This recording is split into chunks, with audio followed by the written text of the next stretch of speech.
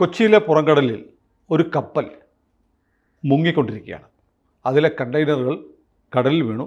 ബാക്കിയുള്ള കണ്ടെയ്നറുകൾ അപകടാവസ്ഥയിൽ തന്നെയാണ്. കപ്പലിനെ രക്ഷിക്കാനുള്ള ശ്രമം നടക്കുന്നുണ്ട്. അപ്പോൾ കൊച്ചിയിൽ ഇത് ആദ്യമായിട്ടല്ല ഒരു കപ്പൽ അപകടത്തിൽപ്പെടുന്നത്, നമുക്കത് പറയാം. പക്ഷേ വിഴിഞ്ഞത്ത് നിന്ന് ഇപ്പോൾ വിഴിഞ്ഞം തുറമുഖം ആരംഭിച്ചതിന് ശേഷം മദർഷിപ്പുകൾ വന്നെടുക്കാൻ ശേഷിയുള്ള ഇന്ത്യയിലെ ഏറ്റവും വലിയ തുറമുഖമാണ് വിഴിഞ്ഞം. സ്വാഭാവികമായ ആഴമുണ്ട്. അവിടെ വന്നിട്ട് ആ കപ്പൽ നേരിട്ട് വന്ന് മദർഷിപ്പുകൾ വന്നെടുക്കുന്ന ഈ തുറമുഖത്ത് കപ്പൽ വന്ന് മടങ്ങുന്ന വഴിക്കാണ് ലൈബീരിയയുടെ ഈ കപ്പൽ കൊച്ചിയിൽ നിന്ന് 70 കിലോമീറ്റർ അപ്പുറത്ത് 74 കിലോമീറ്റർ അപ്പുറത്ത് മുങ്ങിക്കൊണ്ടിരിക്കുന്നത്. അതിൽ നിന്ന് ചില കണ്ടെയ്നറുകൾ വെള്ളത്തിൽ വീണു, അപായ സൂചന കൊടുത്തിട്ടുണ്ട്. പക്ഷേ ഇപ്പോഴും ഈ കണ്ടെയ്നറുകളിൽ എന്താണ് എന്നതിനെക്കുറിച്ച് കൃത്യമായ വിവരമൊന്നുമില്ല.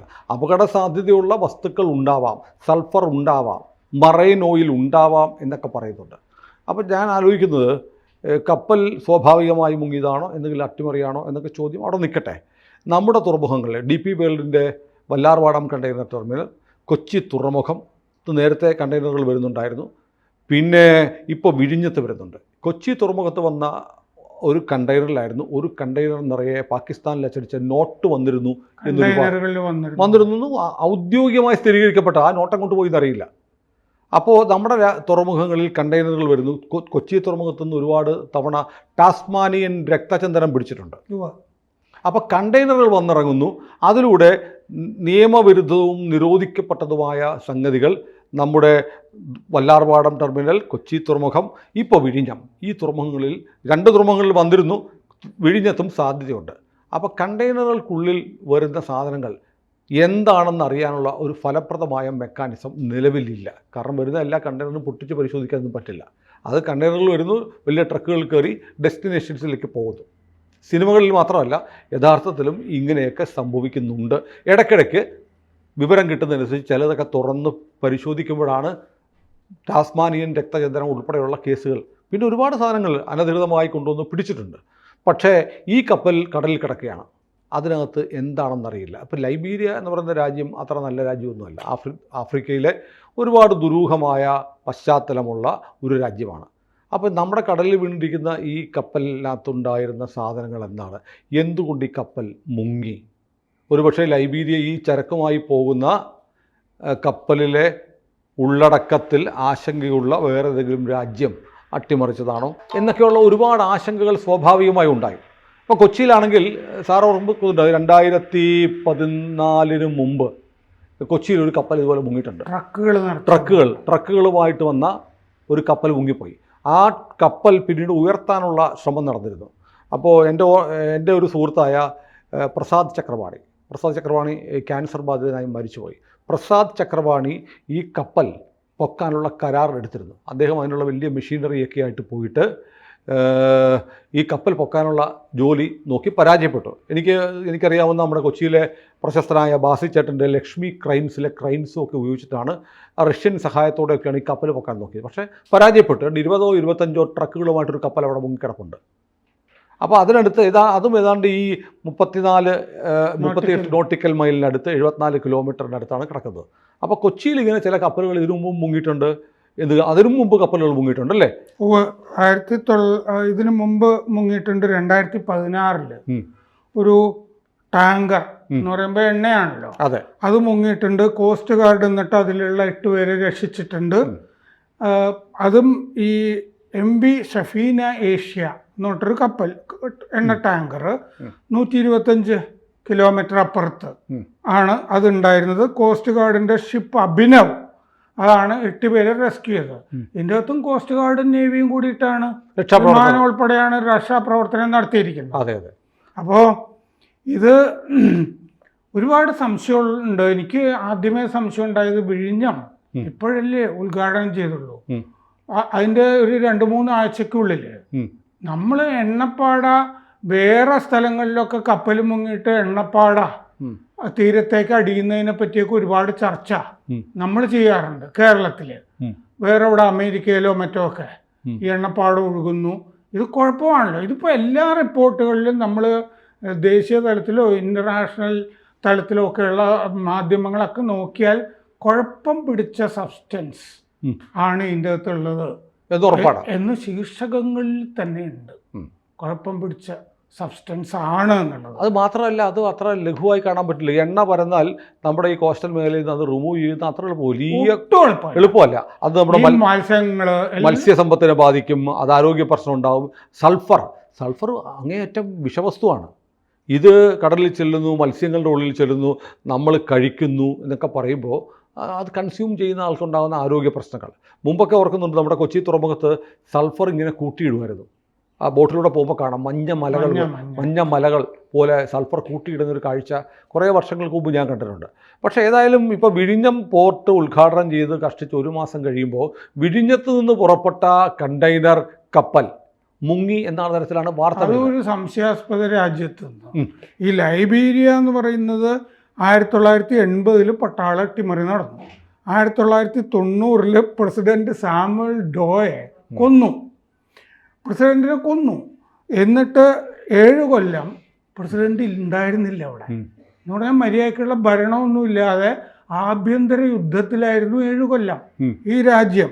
ഇപ്പോഴത്തെ ജോസഫ് ബാക്കൽ എന്ന് പറഞ്ഞ പ്രസിഡന്റ് കഴിഞ്ഞ കൊല്ലാണ് വന്നത്, 6 കൊല്ലത്തേക്കൊക്കെയാണ്. പിന്നെ അതുപോലത്തെ രാജ്യങ്ങളെപ്പറ്റി ഗിനി ബസാവോ എന്നൊക്കെ പറഞ്ഞുള്ള രാജ്യങ്ങളെ പറ്റിയൊക്കെ നമുക്കറിയാമല്ലോ. നമുക്കവിടെ പോയി എന്തെങ്കിലുമൊക്കെ ഇന്ത്യയിൽ നിന്ന് പോയി ചെയ്യണമെന്നുണ്ടെങ്കിൽ നേരെ പ്രസിഡന്റിന്റെ കൊട്ടാരത്തിൽ പോയി പ്രസിഡന്റിന് തന്നെ കൊടുക്കണം എന്നൊക്കെ നമ്മുടെ സുഹൃത്തുക്കളൊക്കെ പറയാറുണ്ട്.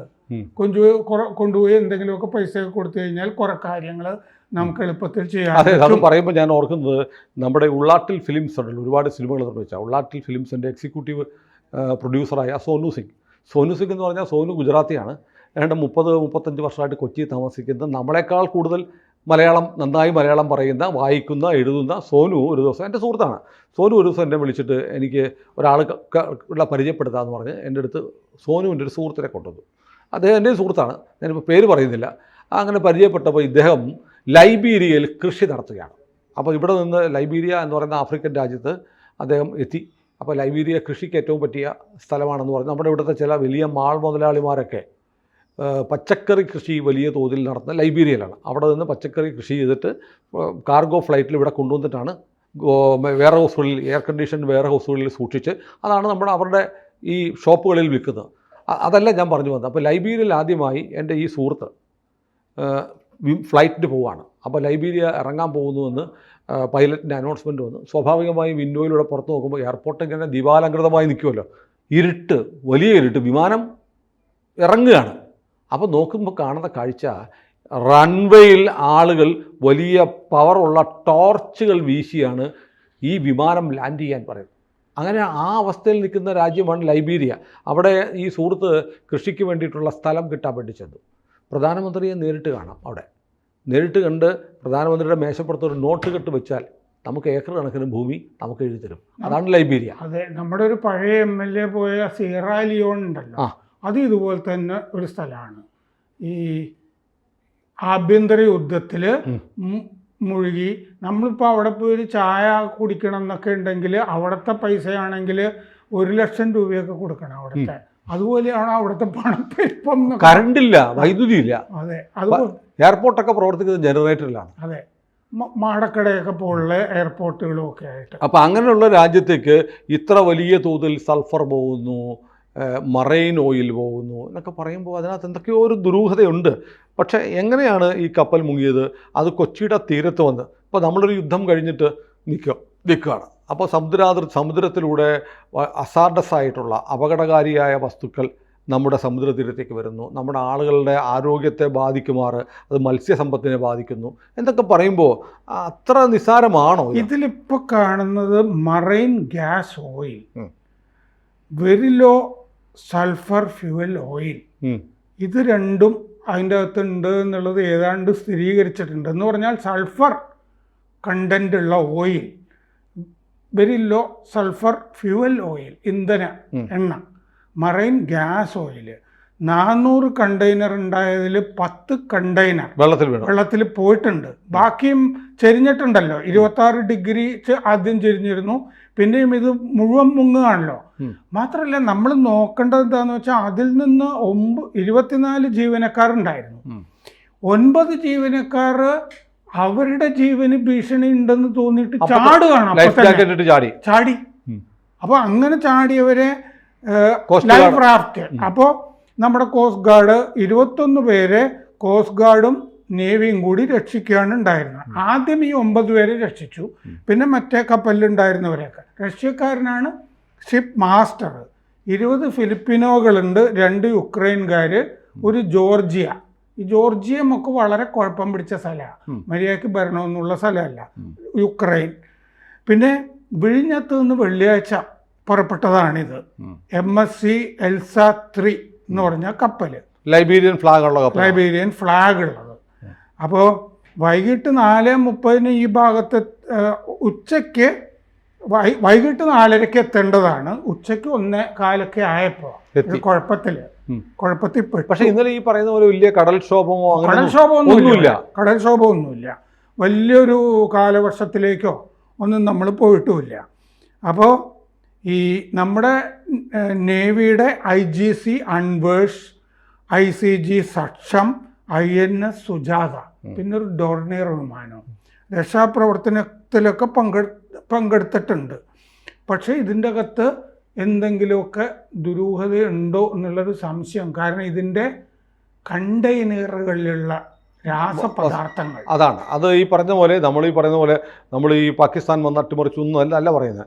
ഒരു പക്ഷേ ഈ വാണിജ്യ കരാറുകൾ നടത്തുന്ന കമ്പനികളും തമ്മിലുള്ള തർക്കം, ഈ മറ്റേ ഷിപ്മെൻറ്റ് അതിൻ്റെ ഡെസ്റ്റിനേഷനിൽ എത്തരുത് എന്ന് ആഗ്രഹിക്കുന്ന ആളുകൾ, അത് നശിച്ചു പോകണം, വിഴിഞ്ഞം പോർട്ടിനൊരു ചീത്തപ്പേരുണ്ടാവണം, അത് മുക്കണം എന്നൊക്കെ മറ്റു ബിസിനസ് താല്പര്യങ്ങളിലൂടെ ശ്രമിക്കുന്ന ശക്തികളുണ്ടാവാം. നമ്മുടെ ഒരു കപ്പലുണ്ടല്ലോ കൈരളി, എത്ര വർഷമായി കൈരളി ഇരുമ്പയിലുമായിട്ട് പോയ കപ്പലാണ്.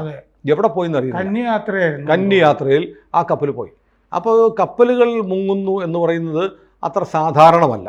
ഇപ്പോൾ വിമാനം തകരുന്നു എന്ന് പറയുന്ന പോലെ വളരെ വല്ലപ്പോഴും മാത്രം സംഭവിക്കുന്ന ഒരു കാര്യമാണ്. നമുക്കിത് സ്ഥിരമായിട്ട് അറിയുന്നതുമല്ല. മുമ്പ് 2 എണ്ണമൊക്കെ മുങ്ങിയത് അറിയാം എന്നല്ലാതെ മുമ്പ് അച്യുതമേനോ മറ്റേ പറഞ്ഞു ഇവിടെ കസ്റ്റംസിലെ വലിയ ജോലി ഉണ്ടായിരുന്ന ഒരാൾ ഇംഗ്ലീഷിലൊരു പുസ്തകം എഴുതിയതിൻ്റെ അകത്തും ഈ ഭാഗത്ത് കുറേ ചാര പ്രവർത്തനങ്ങൾ നടക്കുന്ന കാര്യമൊക്കെ പറഞ്ഞിരുന്നു. അവൻ്റെ ഫ്രഞ്ച് കപ്പൽ ഗലാത്തി, അതൊക്കെ ആയിട്ട് ബന്ധപ്പെട്ടൊക്കെ ആ പുസ്തകത്തിൽ പറഞ്ഞിരുന്നു. പിന്നെ മറ്റൊരു കഥയുണ്ട്. കൊച്ചി അഴിമുഖത്തിന് പുറത്ത് വലിയ സമ്പത്തുമായി വന്ന ഒരു കപ്പൽ, ഒരു ബ്രിട്ടീഷ് കപ്പലോ മറ്റോ കടലിൽ മുങ്ങിക്കിടപ്പുണ്ട് എന്ന് വേറൊരു വാർത്തയുണ്ട്. അത് കുറച്ചു കാലമായിട്ട് നമ്മളത് കേട്ടിട്ടുള്ളതാണ്. അത് ഇവിടെ പുറംകടലിൽ നടക്കുന്ന ഒരുപാട് ഗലാത്തി വന്നതുപോലും ഈ മുങ്ങിക്കിടക്കുന്ന വലിയ ബ്രിട്ടീഷുകാരുടെ മറ്റോ കാലത്ത് വന്ന സമ്പത്തുമായി, ഇവിടുന്ന് കൊള്ളയടിച്ചതോ ഇവിടുന്ന് കൊണ്ടുപോയതോ ഒക്കെ ആയിട്ടുള്ള സമ്പത്തുമായി മുങ്ങിയ കപ്പലൂടെ കണ്ടെത്താൻ വേണ്ടിയിട്ടാണ് ഈ ഫ്രഞ്ച് ചാരക്കപ്പലായ ഗലാത്തി ഇവിടെ വന്നത് എന്നൊക്കെ അതൊരു കഥയുണ്ട്. കെ വി തോമസുമായി ബന്ധപ്പെട്ടൊക്കെ ആരോപണം ഉയർന്നതാണ്. അപ്പോൾ കൊച്ചിയുടെ കടലിൽ ദുരൂഹമായ ചില കാര്യങ്ങൾ നടക്കുന്നുണ്ട്. ഈ പറഞ്ഞ ഒരു 38 നോട്ടിക്കൽ മൈലിനിടയ്ക്ക് കപ്പലുകൾ മുങ്ങുന്നത് ഇതാദ്യമല്ല. പക്ഷേ ഇത്രയും ഭീകരമായ, മുമ്പ് മുങ്ങിയത് ട്രക്കുകളുമായിട്ടാണ്. പക്ഷേ ഇതൊരു വല്ലാത്തൊരു ദുരൂഹത ഉണ്ടാക്കുന്നുണ്ട്. അപ്പോൾ ഏതായാലും കൂടുതൽ അന്വേഷണം വരട്ടെ. നമ്മുടെ രാജ്യത്തിന്, നമ്മുടെ ജനങ്ങൾക്ക് അപകടമുണ്ടാകാത്ത തരത്തിൽ ഈ കണ്ടെയ്നറുകൾ തിരിച്ചെടുക്കാനും അതിലെ അപകടകാരിയായ രാസവസ്തുക്കളെ ഡിഫ്യൂസ് ചെയ്യാനും കഴിയട്ടെ എന്ന് നമുക്ക് ആഗ്രഹിക്കാം. എന്നാലും എന്താണ് ഇതിനാലും അപകടം ഉണ്ടായിട്ടുണ്ട്. കാരണം മുന്നറിയിപ്പുകൾ ഓൾറെഡി ഉണ്ട്. മത്സ്യബന്ധനത്തിന് പോകുന്നവർ സൂക്ഷിക്കണം, ജാഗ്രത പാലിക്കണം. കണ്ടെയ്നറുകളെ കണ്ട മലയാളിയുടെ ഈ കൗതുകം കൊണ്ട് അതിൻ്റെ മെക്കിട്ട് കയറാൻ പോകരുത്, പണി കിട്ടും. പിന്നെ ഇത് നമ്മുടെ പോലീസോ ഒന്നും അന്വേഷിച്ചാൽ കിട്ടുന്ന കാര്യമല്ല. എന്തുകൊണ്ടാണ് ഈ കപ്പൽ മുങ്ങിയത് എന്നുള്ളത് വളരെ സവിസ്തരമായ ഒരു അന്വേഷണം. അത് നടത്തേണ്ടത് ലൈബീരിയ നടത്താനൊന്നും പോകുന്നില്ല. അതുകൊണ്ട് എങ്ങനെ ഇത് മുങ്ങി എന്നത് ഒരു ദുരൂഹതയായി തന്നെ അവശേഷിക്കുമെന്നാണ് തോന്നുന്നത്. കൂടുതൽ വാർത്തകളും വിശേഷങ്ങളും നിങ്ങളിലേക്ക് എത്താൻ ABC മലയാളം സബ്സ്ക്രൈബ് ചെയ്യുക, ബെൽ ബട്ടണും അമർത്തുക.